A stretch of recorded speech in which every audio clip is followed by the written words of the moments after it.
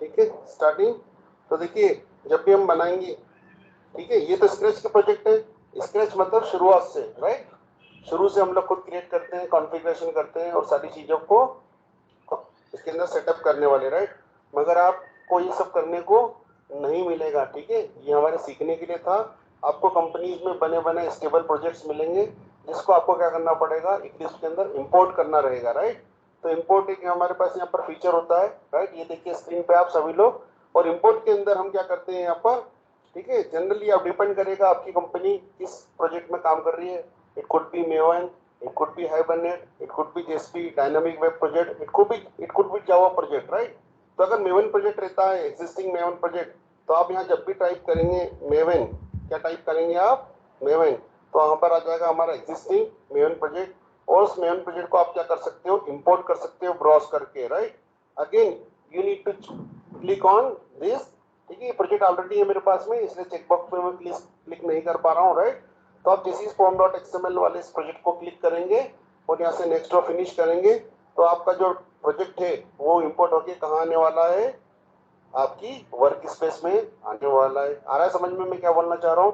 तो आप मेवन के प्रोजेक्ट को भी इंपोर्ट कर सकते हो, डायनेमिक वेब प्रोजेक्ट जो हम क्रिएट करते थे, राइट, उसको भी कर सकते हो, जावा के प्रोजेक्ट को भी कर सकते हो, ठीक है, any kind of project, right. ठीक है, तो इसमें ऑप्शंस भी है हमारे पास में, राइट। ये देखिए इतने सारे ऑप्शंस है, ठीक है। मैं ईजेबी का प्रोजेक्ट, गिट से भी मैं प्रोजेक्ट को उठा सकता हूँ। गिट हम आगे देखेंगे आने वाले टॉपिक्स में, राइट। जावा डबल ई इंटरप्राइज एडिशन का कुछ प्रोजेक्ट है हमारा, ईयर फाइल है, ठीक है, इंटरप्राइज एडिशन के प्रोजेक्ट रहते हैं, इसको आप इंपोर्ट कर सकते हो, मेवन को कर सकते हो। आ रहा समझ में क्या बोलना चाह रहा हूँ, इतने मल्टीपल प्रोजेक्ट्स को आप क्या कर सकते हो, इस वर्क स्पेस पे इंपोर्ट कर सकते हो, राइट। आ रहा समझ में, ठीक है। तो हम लोग देख रहे थे मेवन का प्रोजेक्ट, राइट। शुरू से देखते हैं कल वाले प्रोजेक्ट को वापस से, राइट। तो मैंने कहा कि आपको मेवन प्रोजेक्ट क्रिएट करने के लिए क्या करना पड़ेगा, आपको इक्लिप्स पे जाके यहाँ पर लिखना पड़ेगा मेवन प्रोजेक्ट, ठीक है। आप यहाँ पर आके लिखेंगे और राइट क्लिक करके क्या करेंगे, यहाँ पर maven project, right, create new, और यहाँ पर अदर्स, और अदर्स में लिखेंगे आप मेवन, ठीक है, मेवन प्रोजेक्ट। इस तरीके से आप मेवन प्रोजेक्ट को क्रिएट करेंगे, यहाँ पर करेंगे आप नेक्स्ट, और ठीक है, क्विक स्टार्ट ये हमने क्यों कहा है, राइट। तो ये क्या करता है, आपके मल्टीपल प्रोजेक्ट को सपोर्ट करता है, ठीक है। बेसिक आपके वेब बेस्ड एप्लीकेशन जितने भी आपको बनाना है, आप कैटलॉग पे जाके इंटरनेट को सिलेक्ट करोगे और फिल्टर में कर दोगे यहाँ पर क्विक, ठीक है। तो जैसे आप क्विक लिखते हो तो यहाँ पर होता है आर्कटाइप, ठीक है। तो आर्कटाइप क्या है, जनरली एक टेम्पलेट है, ये हमको एक बेसिक टेम्पलेट प्रोवाइड करता है मेवन के प्रोजेक्ट को क्रिएट करने के लिए, ठीक है। आ रहा समझ में, मेवन के प्रोजेक्ट को क्रिएट करने के लिए एक बेसिक टेम्पलेट हमको, ठीक है, बेस्ट टेम्पलेट जिसके अंदर सारी चीजें, ठीक है, बेसिक वाली होने वाली है, राइट। और वेब बेस्ड प्रोजेक्ट बनाने के लिए आपको इसको क्विक स्टार्ट को 1.1 वर्जन, ठीक है, इसको आपको यहाँ पर क्या करना पड़ेगा, next we have already seen, कल के लेक्चर में पूरा बता चुका हूँ मैं, राइट। और जैसे आप उसको सिलेक्ट करते हो, आपको यहाँ पर करना है नेक्स्ट, और नेक्स्ट करने के बाद में आप यहाँ पर लिखेंगे ग्रुप आईडी, राइट। तो यहाँ पर आप उसकी पैकेजिंग करेंगे। ये सारे पैरामीटर आपके किसको कॉन्फ़िगर करने वाले हैं, pom.xml को, राइट। ये देखिए pom.xml को कल हमने कौन सा प्रोजेक्ट बनाया था, एक मेवन नाम से बनाया था, राइट, मेवन प्रोजेक्ट। और मेवन प्रोजेक्ट में हमारी यहाँ पर है pom.xml, right. Versioning, model version, जब जब आप चीजों को अपडेट करोगे किसी प्रोजेक्ट के अंदर, आप ऐड अपडेट डिलीट, जैसे आपने सबसे पहले बनाया ऐड ऑपरेशन, आ रहा समझ में, ठीक है। तो आप क्या करोगे, इस वर्जन को, ये वाले वर्जन को अपग्रेड करोगे। आपने उसके बाद बनाया डिलीट ऑपरेशन, तो आप यहाँ पर चेंज कर देंगे 0.0.2 कर देंगे, आ रहा समझ में। जैसे अपग्रेडेड वर्जन होते हैं हमारे, एक एक करके जब जब हम चीजों को इन्हांस करेंगे, इंटीग्रेट करेंगे, तो हम क्या करेंगे, यहाँ पर वर्जनिंग को बढ़ाते चले जाएंगे, राइट। यहाँ पर ग्रुप आईडी लिखा है मैंने, com.java.factory. ठीक है, इंदौर। तो मैं इस तरीके से क्या कर सकता हूँ, इस प्रोजेक्ट की ग्रुपिंग कर सकता हूँ। आगे और बताने वाला हूँ मैं, कल आपको मेवन का एक लेक्चर लेने वाला हूँ, ठीक है। आर्टिफैक्ट आईडी आपके प्रोजेक्ट का नाम हो गया, ये मैं बता चुका हूँ। जब जब आप कोई चेंजेस करेंगे, डेवलपर जब जब कोई चेंजेस करेगा, कभी उसने ऐड की एप्लीकेशन बनाई, डिलीट की बनाई, अपडेट की बनाई, जब भी इन्हांसमेंट करेगा तो वर्जनिंग को क्या करेगा, यहाँ से अपग्रेड करेगा। आ रहा समझ में। पैकेजिंग होती है हमारी जार, वार और EAR। इंटरप्राइज एडिशन के लिए यूज करते हैं हम EAR, राइट। और वार, वेब आर्काइव के लिए हम यूज करते हैं पैकेजिंग वार, ठीक है। और आगे बढ़ते हम लोग, राइट। जावा का वर्जन में यहाँ पर जेडीके का यूज करने वाला हूँ। कौन सा यूज करने वाला हूँ? That is 1.8। तो मैंने इसको यहाँ पर क्या कर दिया, मेंशन कर दिया। बाय डिफॉल्ट ये क्या करेगा, आपका जो भी डिफॉल्ट जेआरई है उसको यूज करने वाला है। और यहाँ पर देखिए मैंने मेवन का एक यूआरएल दे दिया है, राइट। तो कुछ भी जार फाइल ये क्या करेगा, इस रिपोजिटरी से लेके आने वाला है। और आगे चलते हमने कल देखा था डिपेंडेंसी स्टैक। तो डिपेंडेंसीज के अंदर मैं क्या करूंगा, सारी डिपेंडेंसी को ऐड करूंगा, ठीक है। आ रहा समझ में, सिंगुलर और प्लूरल, ठीक है। तो डिपेंडेंसीज के अंदर मैं क्या करूंगा, डिपेंडेंसी स्टैक के अंदर डिपेंडेंसी को ऐड करूंगा। अब मुझे हाइबरनेट वाले प्रोजेक्ट में काम करना था, तो मैंने यहाँ पर ले लिया ORG हाइबरनेट और हाइबरनेट कोर, और उसका मैंने यहाँ पर वर्जन लिख दिया। आ रहा समझ में। तो ये जार रन टाइम पे क्या होगी, जैसे मैं बिल्ड करूंगा ये रन टाइम कोड के यहाँ पर आने वाली है। इसी तरीके से मैं MySQL का यूज करने वाला हूँ। तो मैंने यहाँ पर लिख लिया है MySQL that is character jar 8.0.13, right. JUnit हम आगे देखेंगे, JUnit किस तरीके से यूज होता है, और साथ साथ में हम देखेंगे log4j, ठीक है। कॉर्पोरेट जावा में हमारे टॉपिक्स है मेन जो आपके रिज्यूमे का वेटेज बढ़ाते हैं, ठीक है। थोड़ा सा और आगे बढ़ते हैं हम लोग, ठीक है। तो जैसे आप क्रिएट करते हैं आर्टिफैक्ट आईडी और आपके प्रोजेक्ट का नाम, और जैसे आप नेक्स्ट करते हैं तो आपका कंसोल पे वो पूछता है यस और नो, राइट। ये ध्यान रखना, आप आपको कंसोल पे जाके वाई को टाइप करना है। और जैसे आप वाई को टाइप करते हैं, यहाँ पर देखिए इस जगह पर वाई को टाइप करते हैं तो आपका क्या हो जाएगा, maven project created successfully, right.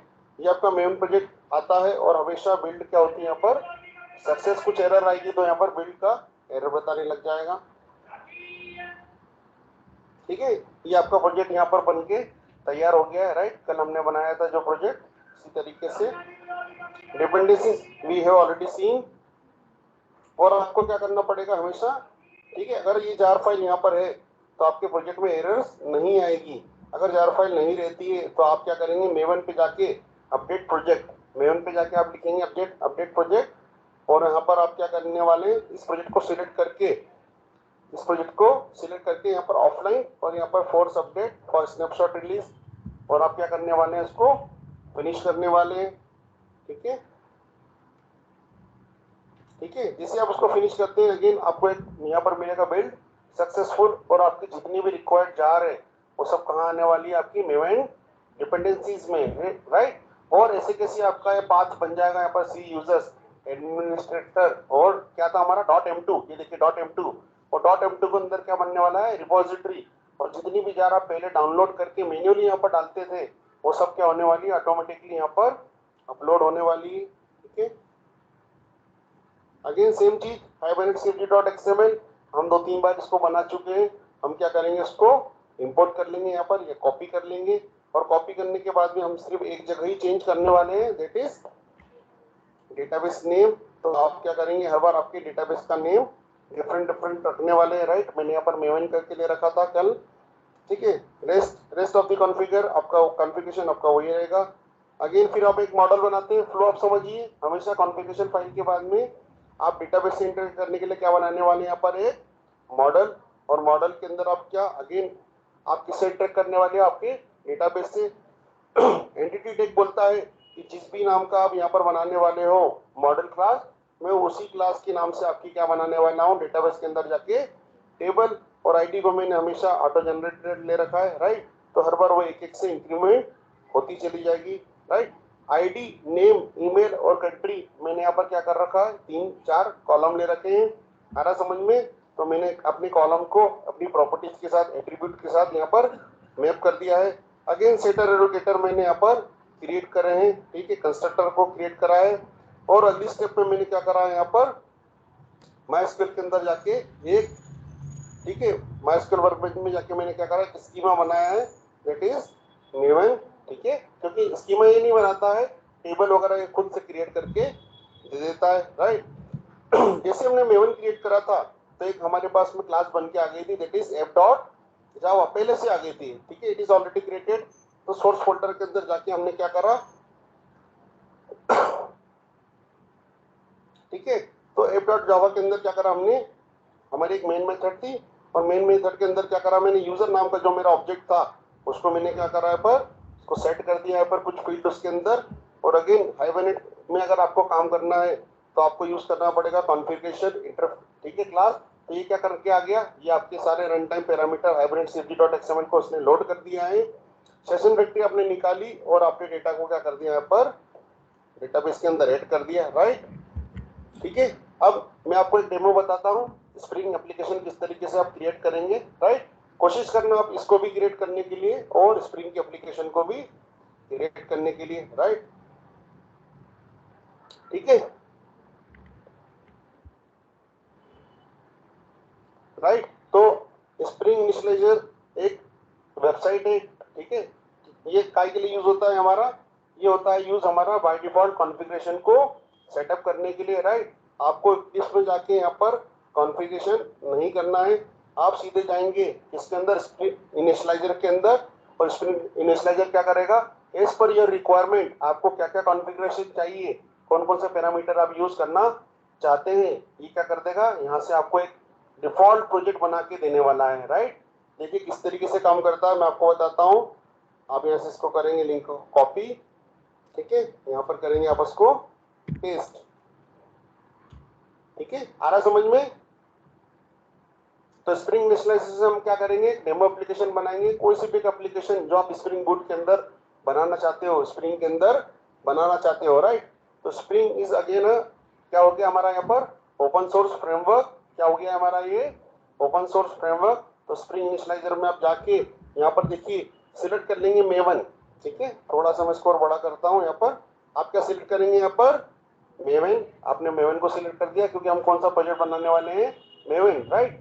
और देखिए मेवन के साथ में जावा को भी सपोर्ट करता है, ठीक है, एक लैंग्वेज होती है कोटलिन और एक होती है रूबी, ठीक है। तो हम लेने वाले हैं यहाँ पर जावा, आ रहा समझ में। और जावा के साथ में मैंने बाय डिफॉल्ट यहाँ पर 3.1.3, ठीक है, again this is a versioning, spring boot की वर्जनिंग, ठीक है, लेटेस्ट वर्जन लेता हूं मैं, तो और भी इसके अंदर क्या होने वाले हैं, एनहांसमेंट, जो नए लेटेस्ट अपडेट है वो जुड़ने वाले हैं, राइट। तो बाय डिफॉल्ट वाला ही मैं सिलेक्ट करता हूं, दैट इज 3.1.3 स्प्रिंग बूट का वर्जन, आ रहा समझ में। और प्रोजेक्ट में मैंने सिलेक्ट करना है यहाँ पर मेवन और जावा, ठीक है। और यहाँ पर आप जैसे कि आपने याद है मेवन का एक प्रोजेक्ट बनाया था और आपने ग्रुप करा था यहाँ पर, और आर्टिफैक्ट आईडी आपने यहाँ पर दिया था, याद है पिछली स्लाइड में, और आपके प्रोजेक्ट का नाम और प्रोजेक्ट का डिस्क्रिप्शन और पैकेजिंग, ठीक है, ये सब आप देख चुके हैं। आप उसको जार में रखना चाहते हो या वॉर में रखना चाहते हो, तो यहाँ पर मैं सिलेक्ट कर दूंगा वॉर। अब इस स्क्रीन को, इस स्नैपशॉट को जो मैंने यहाँ पर लगाया है, उसको आप क्या कर सकते हो, रेफर कर सकते हो, राइट। तो देखिए मैंने यहाँ पर अगेन मेवन लिया, यहाँ पर जावा लिया मैंने यहाँ पर, राइट, और 3.1.3 मेरा यहाँ पर वर्जन लिया, और बाय डिफॉल्ट मैंने पैरामीटर को वही रहने दिया, राइट, चेंज नहीं करा। यहाँ पर मैंने वॉर पैकेजिंग के अंदर, और मैंने यहाँ पर लिया जावा का 17 वर्जन, राइट।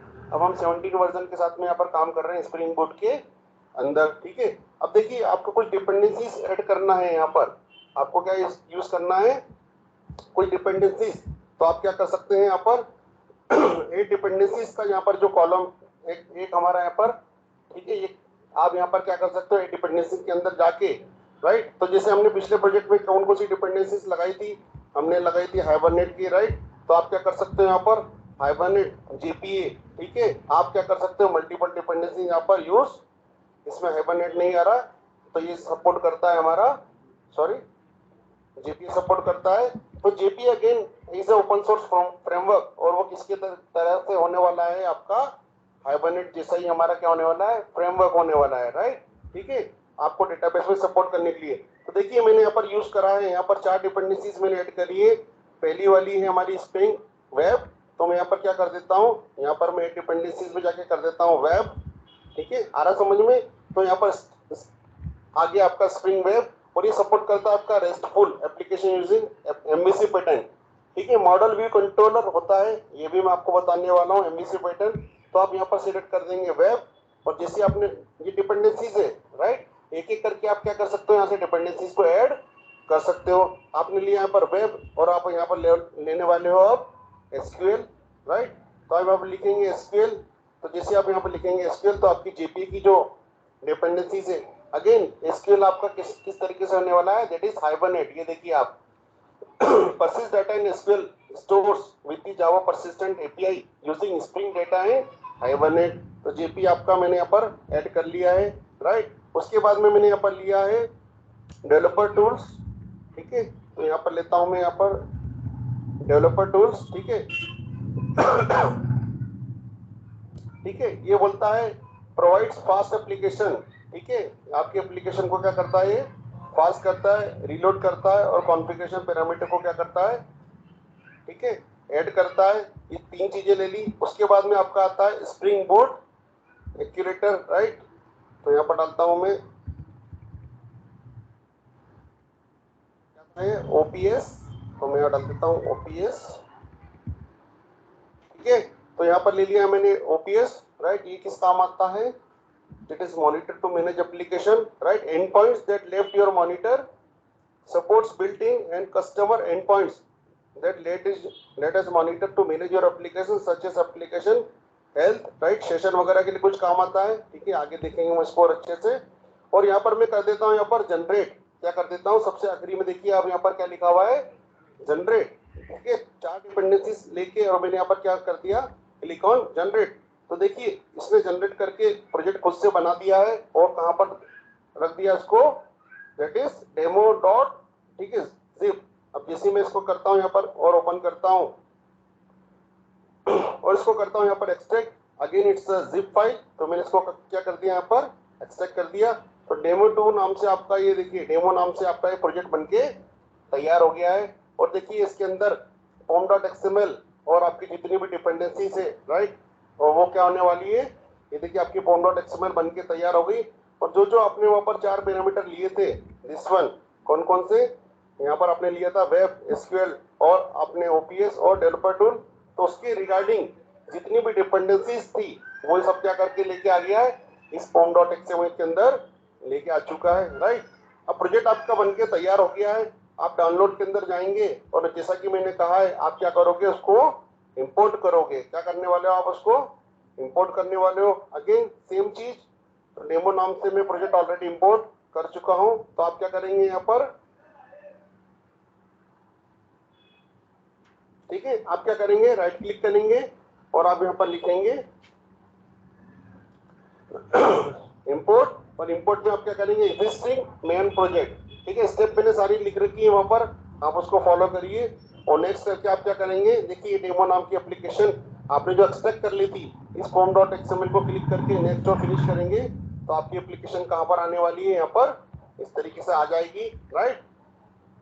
थोड़ा और आगे बढ़ते हम लोग।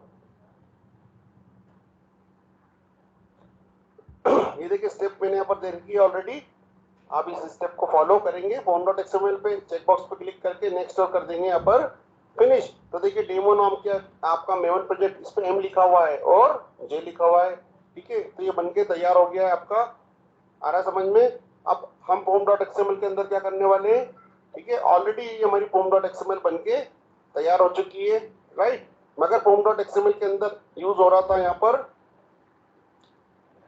डेटाबेस हमारा पोस्टग्रेड। तो हम उसको क्या करेंगे, ये वाली डिपेंडेंसीज मैं ऑलरेडी यहाँ पर डाल चुका हूँ। तो आप डिपेंडेंसी कौन सी डाल देंगे, हम लोग क्या यूज कर रहे हैं, माइस्क्यूएल। तो माइस्क्यूएल की डिपेंडेंसीज आप तो इस पूरी की पूरी फॉर्म डॉट एक्सएमएल को यहाँ पर कॉपी करके आपके प्रोजेक्ट में डाल सकते हैं। मैंने सिर्फ एक ही चेंज करा है, बाय डिफॉल्ट वहां पर आता है पोस्टग्रेड डेटाबेस और हम लोग यूज कर रहे हैं माइस्क्यूएल डेटाबेस, राइट।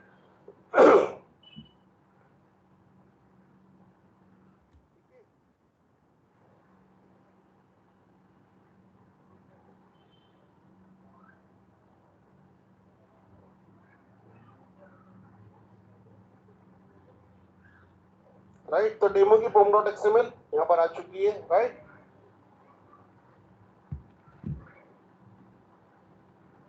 मैंने यहाँ पर सिर्फ एक ही चेंज करा है, मैंने यहाँ पर क्या करा है, हमारी डिपेंडेंसीज हम लोग माइस्क्यूएल यूज कर रहे थे, राइट। तो मैंने उसको यहाँ पर ले लिया है।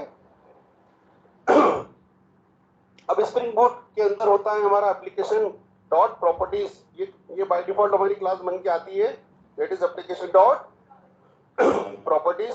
ये रहती है हमारी रिसोर्सेज फोल्डर के अंदर। ये ऑटोमेटिकली स्प्रिंग बूट और हमारा मेवन क्या करता है, मेवन हमको बाय डिफॉल्ट फोल्डर स्ट्रक्चर बना के दे देता है, आपको अलग से फोल्डर स्ट्रक्चर बनाने की जरूरत नहीं है। और देखिए इस रिसोर्सेज फोल्डर के अंदर हमेशा होने वाली आपकी एप्लीकेशन डॉट प्रॉपर्टीज, और इसके अंदर आप स्प्रिंग के, आपके डेटाबेस के, आपके कॉन्फ़िगरेशन के सारे पैरामीटर यहाँ पर देने वाले हो, राइट। वही का वही मैंने यहाँ पर किया है। आप जाइए एप्लीकेशन डॉट प्रॉपर्टीज के अंदर और आप क्या करने वाले हो, जिस तरीके से हम लिखते थे हैबिनेट सेफ्टी डॉट एक्सएमएल के अंदर आपकी यूआरएल और आपका यूजर नेम और आपका पासवर्ड और साथ में शो एसक्यूएल, जितनी भी चीजें आप ऑटो डिटेल एचबीएम2 डिटेल क्रिएट हम लोग करते थे, same as it is parameter आपको भी यहाँ पर पास करना है, राइट। तो यूआरएल के अंदर आ गया आपका data source spring data source, URL के अंदर आ गया आपका जेडीबीसी कॉलन माइस्क्यूएल, अगेन सारी चीजें यहाँ पर सेम होने वाली है। डेटाबेस आपका क्या नाम से होने वाला है, दैट इज स्टूडेंट। तो मैंने क्या करा यहाँ पर एक स्टूडेंट नाम का एक स्कीमा और डेटाबेस बना लिया है, राइट। अगेन आपका यूजर नेम एंड पासवर्ड जो आपने माइस्क्यूएल के अंदर दिया था और शो एसक्यूएल मैंने यहाँ पर क्या कर दिया यहाँ पर ट्रू, और डेटाबेस को मैंने बोल दिया यहाँ पर क्या लिख कर दो, आप अपडेट कर दो, तो वापस से क्या कर देगा, टेबल को क्रिएट कर देगा। आ रहा है समझ में? और थोड़ा सा आगे चलते हैं हम लोग, राइट। और मैंने यहाँ पर क्या मैपिंग कर दी है कि जेएसपीस में किसके अंदर रखने वाला हूँ, वेब ऐप के अंदर, वेब आईएनएफ के अंदर जेएसपीस। तो मैंने यहाँ पर क्या कर दिया, व्यू का प्रीफिक्स डाल दिया है। आ रहा समझ में? मैं बताऊंगा आगे आपको। और सफिक्स डाल दिया मैंने डॉट जेएसपी, प्रीफिक्स मतलब स्टार्टिंग से शुरू होने वाला है और सफिक्स मतलब आखिरी से, ठीक है। इसको भी देखते हैं हम लोग आगे चल के। और देखिए मैंने यहाँ पर क्या करा, सेम एप्लीकेशन डॉट प्रॉपर्टीज के अंदर ये पैरामीटर आपको पुट करना है। अब आप एक क्या बनाएंगे, एक मॉडल बनाएंगे। क्या बनाएंगे, एक model class. Again model class मैंने बता रखा आप सभी लोगों को, वो किससे इंटरेक्ट करती है, हमारी डेटाबेस से इंटरेक्ट करती है, ठीक है। किससे इंटरेक्ट करती है, हमारी डेटाबेस से। तो देखिए मैंने यहाँ पर एक पैकेज बनाया com.example.demo.model और उसके अंदर कौन सी क्लास क्रिएट कर दी मैंने यहाँ पर, स्टूडेंट क्लास, राइट। तो मॉडल के अंदर जाता हूँ मैं और आपको दिखाता हूँ यहाँ पर स्टूडेंट क्लास। तो देखिए अगेन सेम वही वाली क्लास, कौन सी वाली जो हम पहले देख के आ चुके हैं। तो मैंने यहाँ पर क्या रहा, एंटिटी, और यहाँ पर एक टैग होता है दैट इज टेबल। तो मैंने क्या करा, इस एंटिटी को स्टूडेंट नाम की टेबल को क्या कर दिया, स्टूडेंट नाम के ऑब्जेक्ट को क्या कर दिया मैंने, टेबल से मैप कर दिया, राइट। तो स्टूडेंट नाम की मेरी डेटाबेस में क्या बन जाएगी, यहाँ पर टेबल बन जाएगी। यहाँ पर मैंने इंट की जगह लॉन्ग ले लिया, आईडी हमारी बड़ी हो सकती है। और मैंने यहाँ पर क्या करा, जनरली सेटर गेटर ले लिए, कॉलम लिया मैंने फर्स्ट नेम लास्ट नेम और ईमेल आईडी, राइट। तो देखिए आप आपकी प्रॉपर्टीज जो आपने लिखा है यहाँ पर फर्स्ट नेम, उसको आप फर्स्ट नेम अंडरस्कोर नेम करके, अगर आपको सेम नाम रखना है तो आपको ये लिखने की जरूरत नहीं है, मगर आपको कॉलम का नेम अगर डिफरेंट लिखना है तो आपको क्या करना पड़ेगा, यहाँ पर @ करके मेंशन करना पड़ेगा। देखिए मैंने अंडरस्कोर लगा दिया है, तो डेटाबेस में भी आपका क्या होने वाला है, अंडरस्कोर होने वाला है। ये देखिए यहाँ पर, ठीक है, फर्स्ट नेम लास्ट नेम और email ID. Again simple Java class है, पोजो क्लास बोल दो आप इसको, मॉडल क्लास बोल दो, ठीक है। इसके अंदर क्या होने वाला है, एंटर करने वाली हमारी डेटाबेस के साथ में, ठीक है। थोड़ा सा और आगे बढ़ते हैं हम लोग, ठीक है। सेम क्लास हमारी अगली क्लास हम बनाएंगे रिपोजिटरी, ठीक है। तो रिपोजिटरी क्या काम आता है वो भी मैं आपको थोड़ा सा ओवरव्यू देता हूँ, राइट। तो रिपोजिटरी क्या करेगा, हमारा रिपोजिटरी हमारा जेपीई के थ्रू क्या करने वाला है, हमारे CRUD ऑपरेशन को सपोर्ट करने वाला है, राइट। अभी आप लिखते थे यहाँ पर add update delete get search, इस तरीके से आप क्या लिखते थे, मेथड्स को लिखते थे। अब आपको वो भी सब लिखने की जरूरत नहीं है, ठीक है। आपका काम और आसान हो चुका है। अब आप क्या करेंगे, इंटरफेस बनाएंगे। क्या बनाया आपने, एक इंटरफेस बनाया दैट इज CRUD रिपोजिटरी, और आपने किसको एक्सटेंड कर लिया है, जेपीए रिपोजिटरी को। तो जेपी रिपोजिटरी के अंदर हमने क्या कर दिया, लॉन्ग यहाँ पर मैंने एक आईडी ले लिया, और हमारा स्टूडेंट क्या होने वाला है, दैट इज हमारा स्टूडेंट का जो मॉडल जो आप यहाँ पर देख चुके हैं, जो हम क्रिएट कर चुके हैं। और जेपी रिपोजिटरी के अंदर क्या आने वाली है, आपकी जितनी भी मेथड्स होती है, देखिए add update delete, right, list control करता हूं मैं यहाँ पर। तो देखिए यहाँ पर सेव मेथड होती है, सेव ऑल होती है, डिलीट होती है, ठीक है। इतने तरीके से डिलीट है यहाँ पर, ठीक है। आप बैच डिलीट कर सकते हो, इन बैच कर सकते हो, आईडी से डिलीट कर सकते हो, ठीक है। गेट वन आईडी कर सकते हो। ये बाय डिफॉल्ट इसने क्या कर रखा, हमको बहुत सारी मेथड जेपी ने प्रोवाइड कर रखी है, आपको अलग से मेथड लिखने की जरूरत नहीं है। आप इन बाय डिफॉल्ट मेथड्स को ही क्या करने वाला, यूज करने वाला। किस तरीके से करेंगे हम लोग, इसको आगे देखते हैं, समझते हैं, राइट। तो आपने क्या बना लिया, इंटरफेस स्टूडेंट रिपोजिटरी के नाम से, और एक्सटेंड क्या कर लिया यहाँ पर, जेपीए रिपोजिटरी, राइट। हाइबरनेट में हम लोग क्या कर रहे थे, सेशन डॉट अपडेट डिलीट, याद आ रहा है आप लोगों को। अब आपको वो भी लिखने की जरूरत नहीं, आप सीधे क्या करेंगे, जीपी की इस रिपोजिटरी को कॉल कर लेंगे। किस तरीके से कॉल होती है वो भी मैं आपको दिखाने वाला हूँ आगे, राइट। तो आपने यहाँ पर एक बना ली रिपोजिटरी, और क्या नाम से बना लिया आपने, कुछ भी नाम ले सकते हो आप, आपने बना ली स्टूडेंट रिपोजिटरी। तो ये हमारा इंटरफेस बनेगा, ये हमारा क्लास नहीं बनेगी, right. That is called interface. इसको मैं करेक्ट करता हूँ, राइट, स्टूडेंट रिपोजिटरी। तो एंड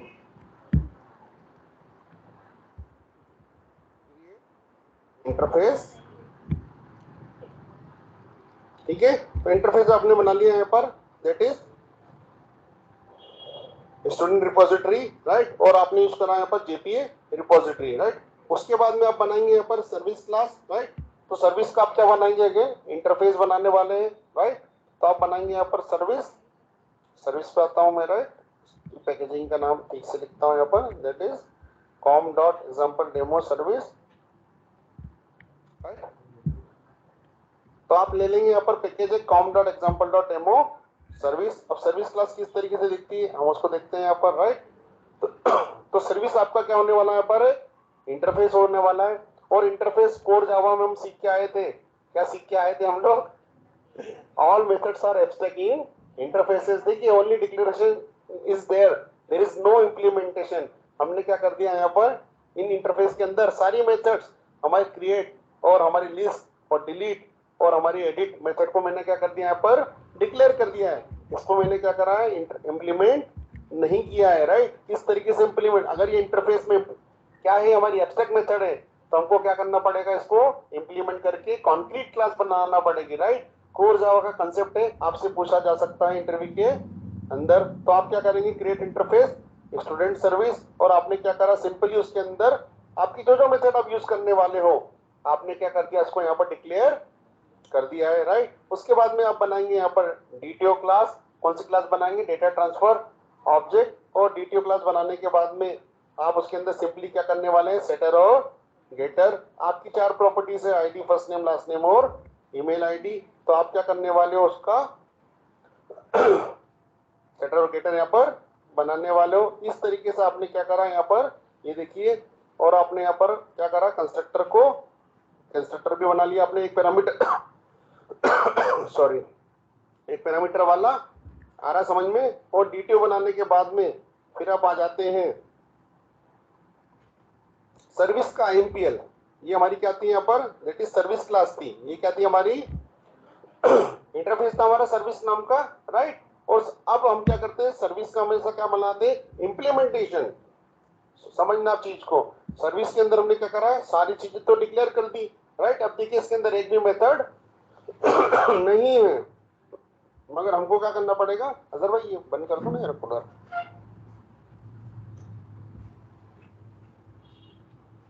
अब आपको हमेशा क्या करना पड़ेगा सॉरी,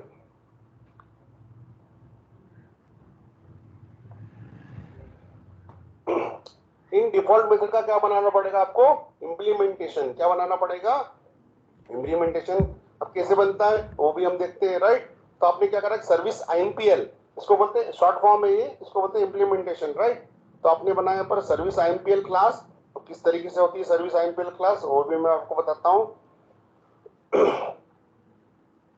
तो देखिए सर्विस आईएमपीएल, अगर आईएमपीएल है, इंप्लीमेंटेशन है, तो हमेशा किसको इंप्लीमेंट करेगा, आपके इंटरफेस को। और इंटरफेस के अंदर क्या है, ये आपकी 4 मेथड है।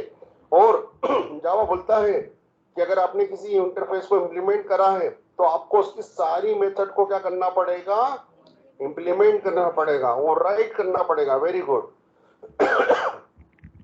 देखिए यहाँ पर आपकी जो चारों मेथड है, एडिट, डिलीट, गेट और क्रिएट, ये जो ग्रीन ग्रीन आप देख पा रहे हो, राइट। तो मैंने यहाँ पर क्या करा, चारों मेथड को यहाँ पर इंप्लीमेंट कर दिया है। 1 सेकेंड, ठीक है। तो चारों मेथड को मैंने यहाँ पर क्या कर दिया, एक एक करके इंप्लीमेंट कर दिया है। तो देखिए मैंने यहाँ पर क्या करा, पहली मेथड क्रिएट, ठीक है, और अपडेट स्टूडेंट। और मैंने यहाँ पर क्या कर दिया है, यहाँ पर मैंने स्टूडेंट डीटीओ का एक ऑब्जेक्ट पास कर दिया है। डेटा कैसे सेट होके आएगा कंट्रोलर से, वो भी मैं आपको बताने वाला हूँ।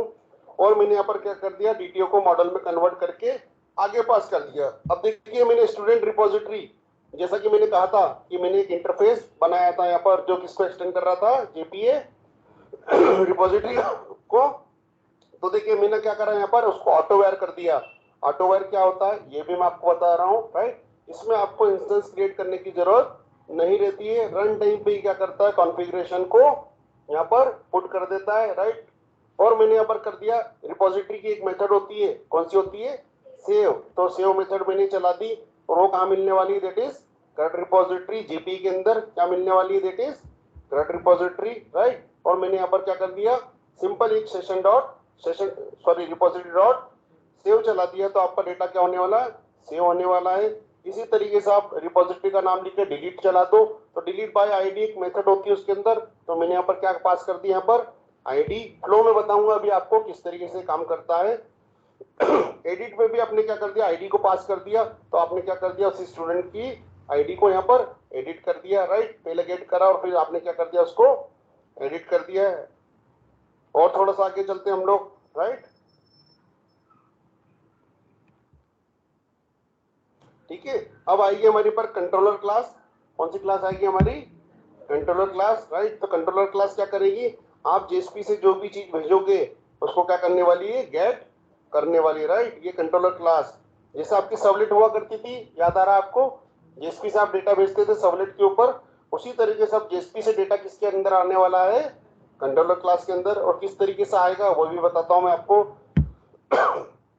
तो कंट्रोलर क्लास को डिफाइन करने के लिए हम टैग लगाते हैं, एनोटेशन दैट इज @ कंट्रोलर, और स्टूडेंट कंट्रोलर मैंने एक बनाया यहाँ पर। अगेन इसको ऑटो वायर कर दिया मैंने, ठीक है। तो ये क्या करेगा, रन टाइम पे इसके ऑब्जेक्ट को, ठीक है, क्रिएट कर देगा और इसके अंदर कॉन्फ़िगरेशन लेके आएगा। अब देखिए मैंने यहाँ पर क्या चलाया, यहाँ पर राइट, ऐड के लिए कोई सी मेथड है हमारी यहाँ पर, right, that is create student. तो क्रिएट स्टूडेंट बोलता है कि मैंने यहाँ पर कर दी मैपिंग, दैट इज @ मैपिंग करते थे हम उसमें भी सबलेट के अंदर, आपको याद आ रहा है, ठीक है। तो मैंने यहाँ पर कर दिया होम, तो जैसे मैं लिखता हूँ यहाँ पर होम यूआरएल के ऊपर, तो ये क्या करने वाला है, स्टूडेंट के इस पूरे ऑब्जेक्ट को जो मैंने जेएसपी से पास करा है उसको क्या कर देगा, ये यहाँ पर सर्विस के साथ में सेव कर देगा। और रिटर्न में क्या भेजने वाला है, यहाँ पर ये लिस्ट हम लोग भेजते थे, लिस्ट हमारी कॉल करते थे, रिस्पॉन्स डॉट सेंड रिडायरेक्ट, आपको याद आ रहा है, राइट। तो ये क्या कर देता है, यहाँ पर लिस्ट को सेंड कर देगा, राइट। और एक स्टेप आगे बढ़ते हम लोग, सिर्फ 8 वाला देखेंगे अभी। अब देखिए मैंने कहा है कि आपको वेब आईएनएफ फोल्डर क्रिएट करना पड़ेगा वेब ऐप के अंदर, राइट। और उसके अंदर आप डालेंगे यहाँ पर जेएसपी नाम का एक और फोल्डर, और आप यहाँ पर बनाएंगे स्टूडेंट अपडेट डॉट जेएसपी, और उसके बाद में आप बनाने वाले हैं ये जेएसपी पेज, मैं दिखा देता हूँ आपको, राइट। तो आपने यहाँ पर बनाया एसआरसी के अंदर वेब ऐप के अंदर वेब आईएनएफ, और जेएसपी के अंदर आपने बना लिया ऐड अपडेट वाली एक जेएसपी और एक student list dot JSP, right. मैं इसको चला के बताता हूँ, ठीक है, बाकी का आप आगे कल देखेंगे, आप बनाने की इसको कोशिश करना, ठीक है। अब इसको चलाने के लिए हमारे पास क्लास डेमो एप्लीकेशन नाम से इसने बाय डिफॉल्ट एक क्लास बना दी थी, राइट। आप क्या करेंगे, इसको राइट क्लिक करके रन एज जावा एप्लीकेशन कर देंगे, और जैसे रन एज जावा एप्लीकेशन करते हैं तो ये आपकी स्प्रिंग की एप्लीकेशन क्या हो गई, यहाँ पर स्प्रिंग बूट की एप्लीकेशन यहाँ पर स्टार्ट हो गई, राइट। और कंसोल पे वो आपको बता देगा आपका टॉमकेट चालू हो चुका है 8080 पे, राइट। डिफॉल्ट पोर्ट हमारा क्या होता है 8080, देखिए टॉमकेट स्टार्टेड ऑन पोर्ट 8080, ठीक है। अब आप क्या करेंगे, यहाँ पर अगली स्टेप में मैंने यहाँ पर लिखा है, आप लोकलहोस्ट आप लिख देंगे http:// लोकलहोस्ट 8080, राइट। मैं यहाँ पर लिखता हूँ और एप्लीकेशन को यहाँ पर रन कर देता हूँ, ठीक है। तो देखिए ये आपकी क्या हो गई, एप्लीकेशन कॉल हो गई, राइट। और बाय डिफॉल्ट जो हमारा पेज था, कौन सा वाला पेज, दिस वन, पहला वाला हमारा ऐड अपडेट वाला जेएसपी वाला, वो क्या हो गया, यहाँ पर कॉल हो गया। और जैसे मैं क्लिक करता हूँ लिस्ट वाले पेज पे, तो देखिए एक एक्शन कॉल हुई, दैट इज लिस्ट। ये देखिए ऊपर से एक्शन कॉल हुई लिस्ट, और इलेक्शन कहाँ पर जाएगी हमारे, ये हमारी जाएगी कंट्रोलर पे, कहाँ पर जाएगी हमारी ये लिस्ट, कंट्रोलर पे। तो देखिए कंट्रोलर पर जैसी ये लिस्ट जाती है, ये देखिए लिस्ट, जैसी ये लिस्ट यहाँ पर जाती है, समझिए आप फ्लो को, जैसी ये लिस्ट जाती है तो कौन सी एक्शन कॉल होगी, यहाँ पर लिस्ट वाली एक्शन कॉल होगी। और लिस्ट वाला किसको कॉल कर रहा है, गेट ऑल स्टूडेंट्स। तो देखिए मेथड है मेरी गेट ऑल स्टूडेंट। अब ये इंटरफेस के अंदर आई, अब इंटरफेस का क्या होने वाला है हमारा इम्प्लीमेंटेशन। फिर इम्प्लीमेंटेशन के अंदर आई, और यहाँ पर एक जेपीए की मेथड होती है, दैट इज फाइंड ऑल।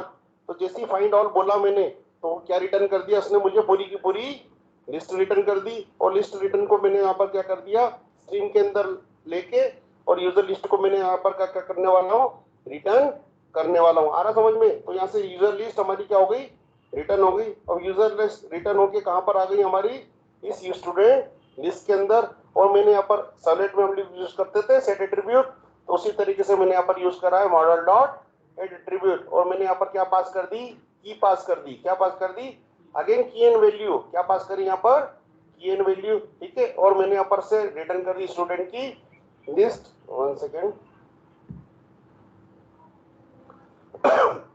तो जैसे ही मैंने यहाँ पर स्टूडेंट की लिस्ट रिटर्न करी, राइट, तो वो कहाँ मिलने वाली है मुझे, इस वाली जेएसपी के अंदर, दैट इज स्टूडेंट लिस्ट।